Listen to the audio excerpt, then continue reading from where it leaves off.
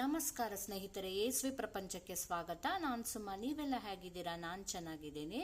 ನಾನಿವತ್ತು ನಿಮಗೆ ನಂದಿನಿ ಪ್ರಾಡಕ್ಟ್, ನಮ್ಮ ಹೆಮ್ಮೆ, ನಮ್ಮ KMF ನ ಹೆಮ್ಮೆ ನಂದಿನಿ ಪ್ರಾಡಕ್ಟ್ ಬಗ್ಗೆ, ಒಂದು ಹೊಸದು ಇಡ್ಲಿ ದೋಸಾ ಬ್ಯಾಟರ್ ಬಗ್ಗೆ ಹೇಳ್ತೀನಿ. ಅದು ಹೇಳೋಕ್ಕಿಂತ ಮುಂಚೆ ನಮ್ಮ KMF ಬಗ್ಗೆ ಒಂದು ಸ್ವಲ್ಪ ತಿಳ್ಕೊಂಡ್ಬಿಡೋಣ. ಏನು KMF full form? Karnataka milk federation ಅಂತ ಹೇಳ್ಬಿಟ್ಟು.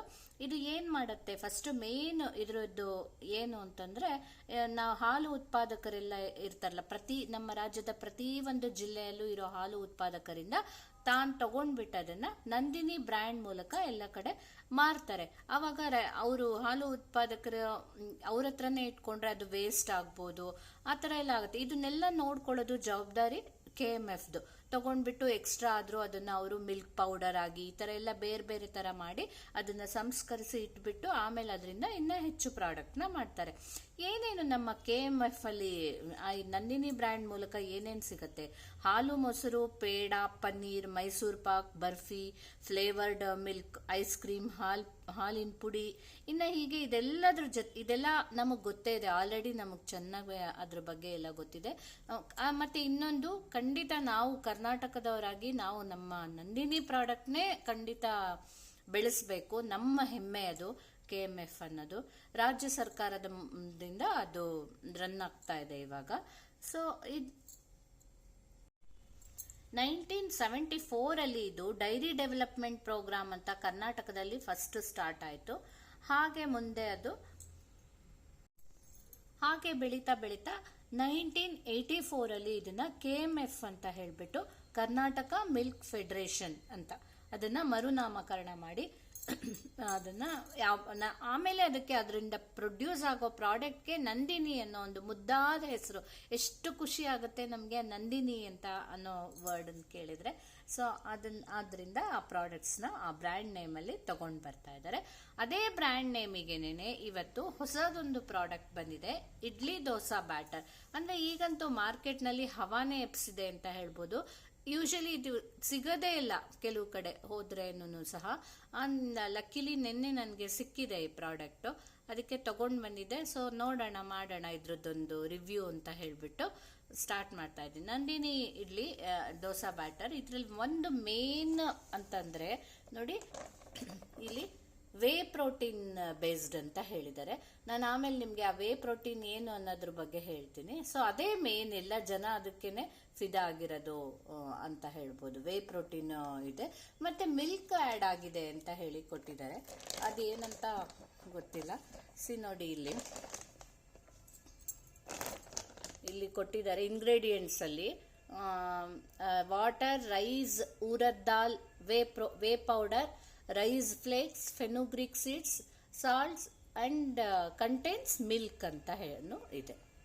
ಕಂಟೈನ್ಸ್ ಮಿಲ್ಕ್ ಅಂತ ಇದೆ. ಸೊ ಯೂಸ್ ಮಾಡೋ ಇದೆಲ್ಲ ಇಲ್ಲಿ ಯೂಶಲಿ ಎಲ್ಲ ಇದರಲ್ಲಿರೋ ಹಾಗೇನೆ ಇನ್ಸ್ಟ್ರಕ್ಷನ್ಸ್ ಎಲ್ಲ ಕೊಟ್ಟಿದ್ದಾರೆ. ಪ್ಯಾಕನ್ನು ಚೆನ್ನಾಗಿ ವಾಶ್ ಮಾಡಿ ಆಮೇಲೆ ಬ್ಯಾಟರ್ನ ಮಿಕ್ಸ್ ಮಾಡಿ ಅಂತ ಹೇಳಿದ್ದಾರೆ. ಆಮೇಲೆ ಇಡ್ಲಿಗಾದ್ರೆ ಡೈರೆಕ್ಟ್ ಯೂಸ್ ಮಾಡಕ್ ಕೊಟ್ಟಿದ್ದಾರೆ. ಇಡ್ಲಿನಾದ್ರೆ ನೀರ್ಗೀರೇನು ಬೆರೆಸ್ಬೇಡಿ, ಹಾಗೆ ಯೂಸ್ ಮಾಡಿ. ಡೈರೆಕ್ಟ್ ಇದು ಮೌಲ್ಡ್ನ ಗ್ರೀಸ್ ಮಾಡಿಬಿಟ್ಟು ಇದು ಮಾಡಿ ಅಂತ ಕೊಟ್ಟಿದ್ದಾರೆ. ದೋಸಾಗಾದ್ರೆ ಫಾರ್ ದೋಸಾ ಸ್ವಲ್ಪ ನೀರನ್ನ ಬೆರೆಸ್ಕೊಳ್ಳಿ, ಉಪ್ಪನ್ನ ಲೈಟಾಗಿ ಬೆರೆಸಿದೀವಿ ಅಂತ ಹೇಳಿದ್ದಾರೆ. ಉಪ್ಪು ಜಾಸ್ತಿ ಇಲ್ಲ, ಉಪ್ಪನ್ನ ಬೆರೆಸ್ಕೊಳ್ಬೇಕು ನೀವು ಬೇಕಾದ ಹಾಗೆ ಅಂತ ಹೇಳಿದ್ದಾರೆ. ಸೊ ಇದು 900 ಗ್ರಾಮ್ಗೆ 80 ರೂಪೀಸ್ ಇದೆ. 450 ಗ್ರಾಮ್ಗಾದ್ರೆ 40 ರೂಪೀಸ್ ಏನೋ ಇದೆ. ಇದರಲ್ಲಿ ಅವ್ರು ಹೇಳಿರೋ ಪ್ರಕಾರ ready to cook, makes up to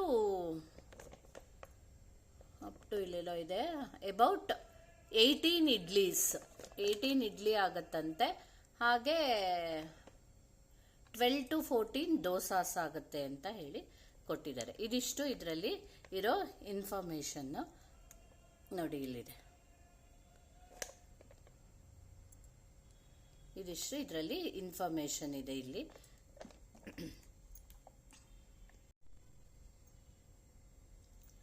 ನೋಡಿ, ಇನ್ನೊಂದ್ಸರಿ ಕರೆಕ್ಟಾಗಿ ನಾನು ನಿಮಗೆ ತೋರಿಸ್ಬಿಡ್ತೀನಿ. ಇಲ್ಲಿ ಏನೇನು ಇಂಗ್ರೀಡಿಯೆಂಟ್ಸು, ಹಾಗೆ ಇಲ್ಲಿ ಇನ್ಸ್ಟ್ರಕ್ಷನ್ಸ್ ಎಲ್ಲ ಕೊಟ್ಟಿದ್ದಾರೆ ನೋಡಿ. ಪ್ಯಾಕ್ನ ವಾಶ್ ಮಾಡಿ ಆಮೇಲೆ ರೂಮ್ ಟೆಂಪರೇಚರಲ್ಲಿ ಒಂದು 30 ಮಿನಿಟ್ಸ್ ಮುಂಚೆನೇ ತೆಗೆದಿಡಿ ಅಂತ ಹೇಳಿದ್ದಾರೆ. ಲೈಟ್ಲಿ ಸಾಲ್ಟ್ ಆ್ಯಡ್ ಆಗಿದೆ, ಬೇಕಾದರೆ ನೀವು ಹಾಕೋಬೋದು ಅಂದಿದ್ದಾರೆ. ಸೊ ಇಡ್ಲಿಗಾದರೆ ಡೈರೆಕ್ಟ್ ಯೂಸ್ ಮಾಡಿ, ಏನು ನೀರು ಹಾಕಬಾರ್ದು. ದೋಸಾಗಾದರೆ ಆ್ಯಡ್ ಎ ಲಿಟಲ್ ವಾಟರ್ ಅಂತ ಹೇಳಿದ್ದಾರೆ. 900 ಗ್ರಾಮ್ ನೋಡಿ, 80 ರೂಪೀಸ್ ಇದೆ. ಹಾಗೆ ಇಲ್ಲಿ ಒನ್ಸ್ ಅಗೇನ್ ನಾನು ತೋರಿಸ್ತಾ ಇದ್ದೀನಿ, ವೇ ಪ್ರೋಟೀನ್ ಬೇಸ್ಡ್ ಅಂತ. ಅಲ್ಲೂ ವೇ ಪೌಡರ್ ಅಂತ ಮತ್ತೆ ಇಂಗ್ರೀಡಿಯೆಂಟಲ್ಲೂ ಇದೆ. ಸೊ ಇದು ರೆಡಿ ಟು ಕುಕ್. ಎಷ್ಟು ಇಡ್ಲಿ ಮಾಡ್ಬೋದು ಅನ್ನೋದನ್ನು ಸಹ ನೋಡಿ. Makes up to about 18 idlis and 12 to 14 dosas ಅಂತ ಇದೆ.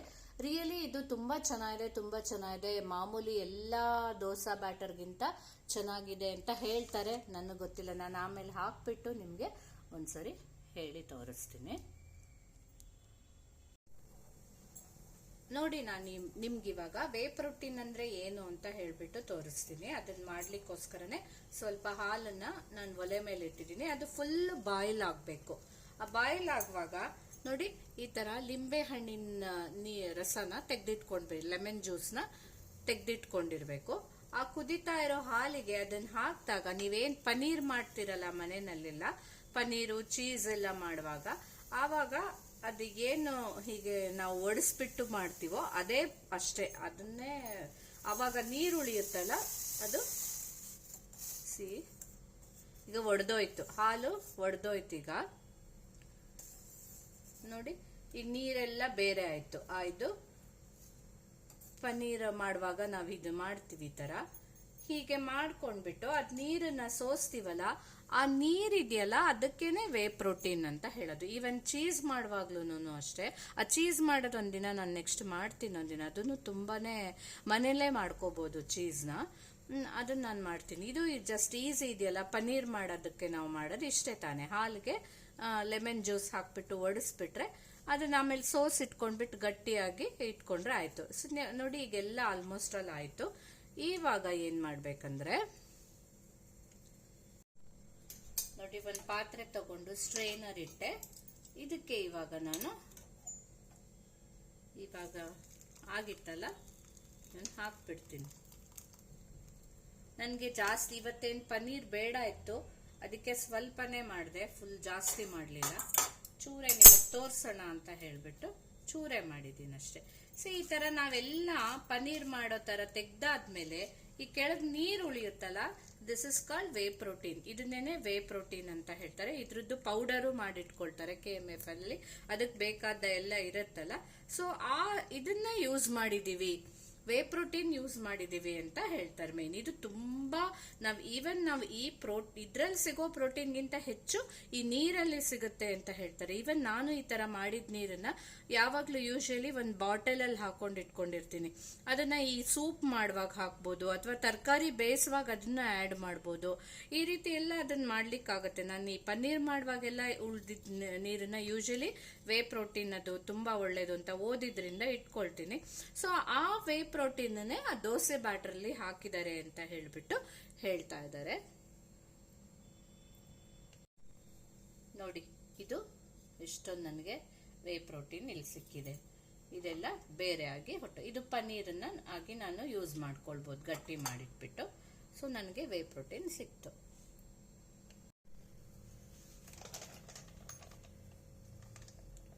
ನೋಡಿ, ಹಿಟ್ಟು ಇಷ್ಟು ಗಟ್ಟಿಯಾಗಿರುತ್ತೆ. ನಾನು ಅದಕ್ಕೆ ಒಂದು ಅರ್ಧ ಲೋಟ ಆಗಷ್ಟು ನೀರು ಬೆರೆಸ್ಕೊಂಡಿದ್ದೀನಿ.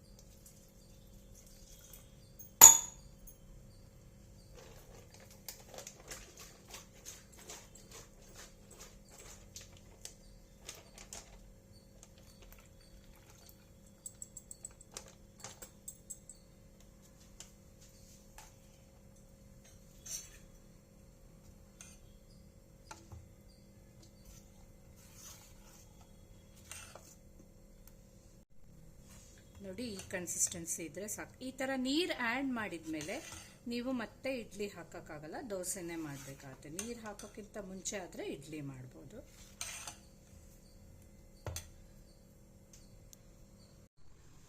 ಅವರು ಅದರಲ್ಲಿ ಇನ್ನೊಂದು ಮೆನ್ಷನ್ ಮಾಡಿದ್ದಾರೆ ಏನಂತಂದರೆ ನಾನ್ ಸ್ಟಿಕ್ ತವಾನ ಯೂಸ್ ಮಾಡಬೇಡಿ ಅಂತ. ಸೊ ಓಲ್ಡ್ ಟ್ರೆಡಿಷನಲ್ ತವಾದಲ್ಲಾದರೆ ದೋಸೆ ಚೆನ್ನಾಗಿ ಬರುತ್ತೆ ಅಂತ. ಸೊ ನಾನು ಅದೇ ಕಾಸ್ಟ್ ಐರನ್ ತವಾನೇ ಇಟ್ಕೊಂಡಿದ್ದೀನಿ. ಸೊ ನೋಡೋಣ ಹೇಗೆ ಬರುತ್ತೆ.